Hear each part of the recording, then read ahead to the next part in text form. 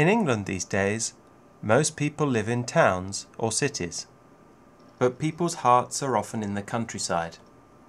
When English people dream of home, they're probably thinking of rolling countryside rather than crowded cities. There are many areas of England with beautiful countryside. One of the most famous is the Cotswolds, an area of rolling English countryside about 100 kilometres northwest of London. Historically speaking, the area is characterised by two things: sheep and stone. From the 11th to the 19th century, the Cotswolds were an important wool-producing region. Wool was exported to all over Europe. The wealth generated by the wool trade helped to build the magnificent churches and manor houses that are dotted throughout the region. The second characteristic of the Cotswolds is stone. There are many limestone deposits. These were used to build houses, churches and walls. There's a distinctive light brown colour to most buildings in the region.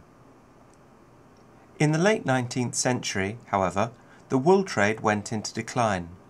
There was growing competition from countries like New Zealand and Australia. Into the 20th century, the Cotswolds became more famous as an idyllic tourist destination. In 1966, the area was designated as an area of outstanding natural beauty.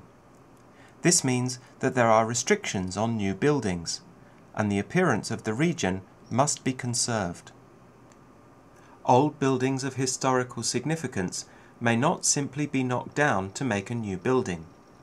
Shopkeepers and homeowners may redecorate the inside of the building, but the external appearance must match the rest of the area's architecture. Here in the town of Burford, modern boutiques and shops are in buildings dating from the 18th and 19th centuries. If you want to build a new building, it must use the traditional architectural style.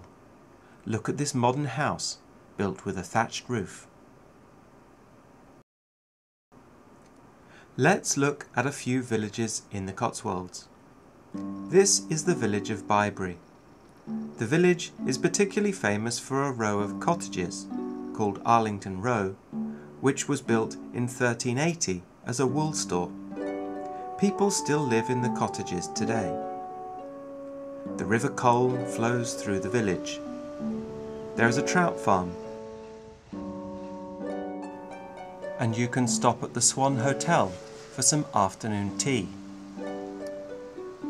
The village has a charming beauty, and on the day I visited there was some typically English weather. It was cloudy and rainy.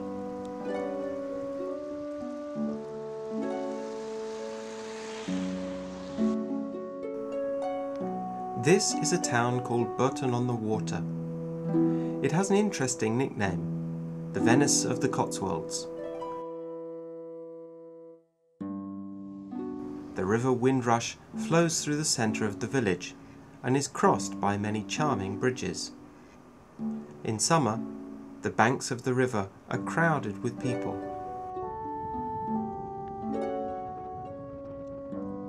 There are many tea shops and souvenir shops for visitors to enjoy.